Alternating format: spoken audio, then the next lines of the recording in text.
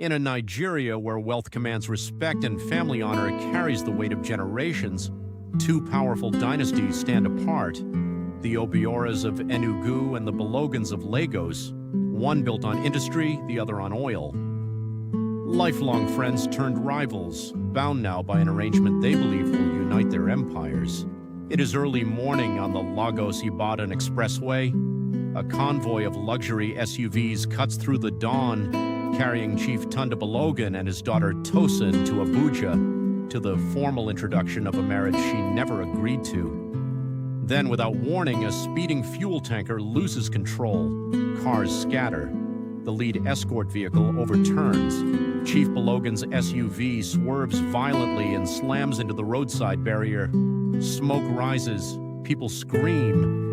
And before the bodyguards can even recover, a young man leaps out of a nearby vehicle and runs straight into the smoke. His name is Dr. David Ease, a doctor from Nsukka with nothing to his name but his skill and his conscience.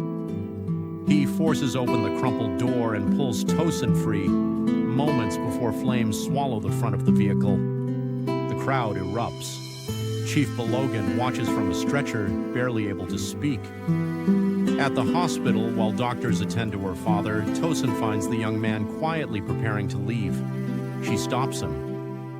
"You saved my life," she says. He shrugs it off. "Anyone would have done the same." She smiles. He does not linger. Neither of them notices the beginning of something beautiful.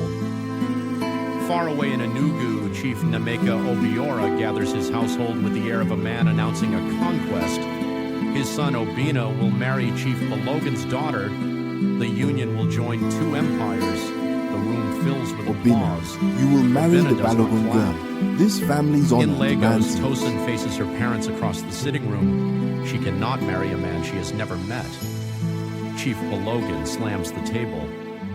"Love comes after marriage," he says. "Respect comes before both." I will not marry a man I have never The room met. goes silent. My life is not a transaction. But silence is not agreement.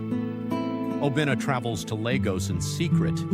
He tells himself he only wants to meet her before the engagement, to see who she is.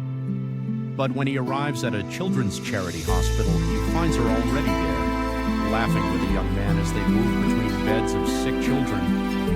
The way she looks at him says everything Obina needs to know. He turns and walks away without a word. That evening, Obina introduces himself to the young man over coffee. He does not say who he is. The man, David Ease, has no idea he is sitting across from his rival. What kind of man are you? They talk easily, like old friends. By the time the cups are empty, Obina has learned that David grew up in poverty, that he volunteers every weekend treating children who cannot afford care, and that he gives without expecting anything in return. It leaves a mark that Obina cannot shake. Chief Obiora announces the engagement ceremony. Television stations cover it. Both families prepare lavish celebrations.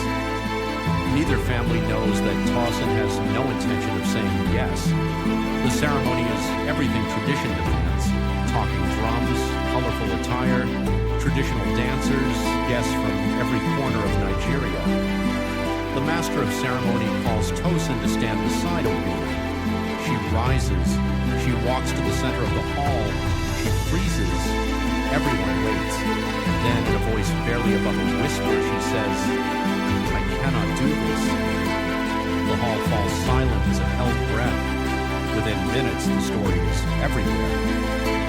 Oil billionaire's daughter rejects arranged marriage. Both families become the subject of national gossip, their names trending on every platform.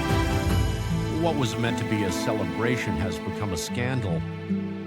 Chief Balogun locks Tosin inside the family estate. No visitors, no phone, no internet. But walls cannot hold what the heart has already decided.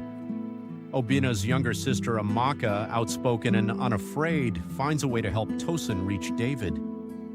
She believes love deserves a chance, even if it costs her. Before dawn, with Obina's unexpected help, Tosin slips out of the estate. He does not expose her. Instead, he creates a distraction, drawing attention away from her escape route, buying her the time she needs. He chooses compassion over pride, knowing full well it will cost him his father's trust. When Chief Obiora discovers what Obinna has done, his rage is volcanic. "You chose strangers over your family," he thunders. Obinna does not flinch. "I chose what was right," he says quietly.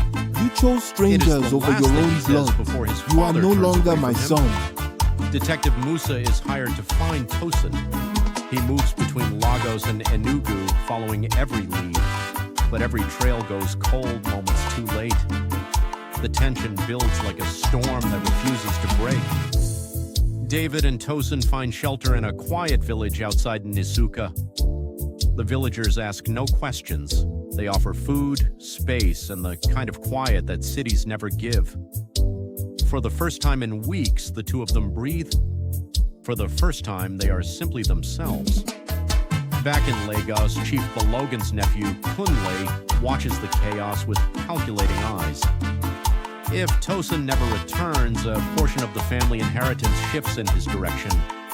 So instead of helping find her, he feeds false information to both families, making each believe the other is hiding the couple.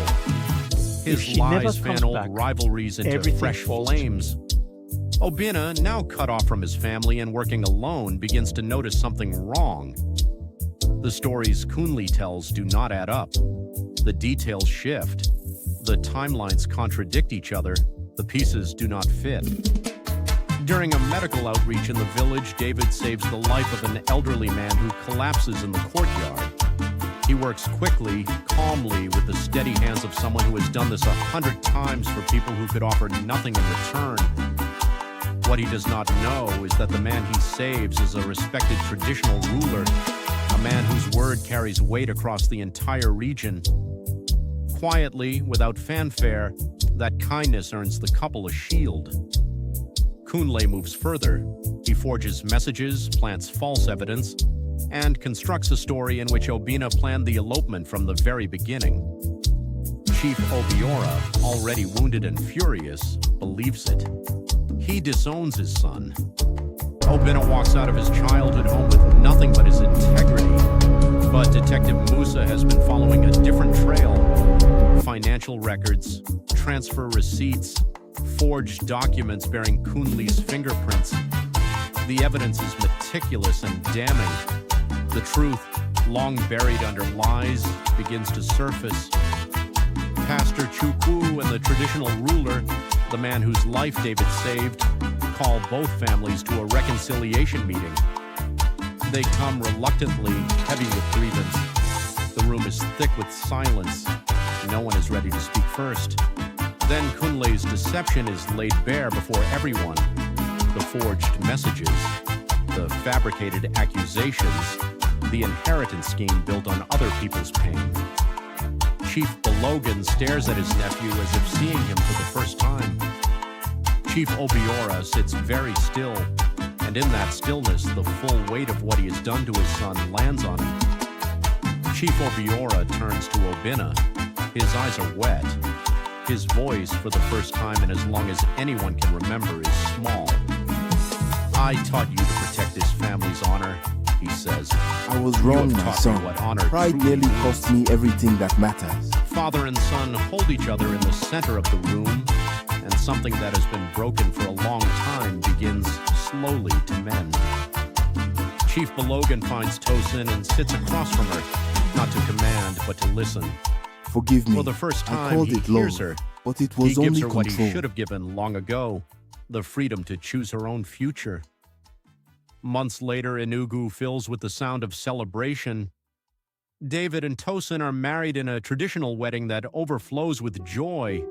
The Obioras and the Balogans sit together, not as rivals, not as two families bound by a deal, but as one extended family bound by something stronger. Obinna stands proudly as the best man. The air is thick with music, laughter, and the particular sweetness of forgiveness. As the sun begins to set over a quiet village outside Nsukka, David and Tosin open the doors of a new medical center, built with funds from both families and named for the values that made it possible. Children run through the courtyard. Elders offer blessings. Obinna unveils the plaque, built with love restored by kindness. Chief Obiora and Chief Balogan shake hands in the golden light. What years of pride could not accomplish, compassion finally did. The camera rises above the clinic, above the village, above the red earth roads and the palm trees stretching to the horizon, revealing the surrounding Nigerian countryside bathed in the golden warmth of evening, a land where honor is not inherited, it is earned. Wealth may build great houses, but only kindness can build lasting families. Love chosen freely is stronger than any promise arranged by power.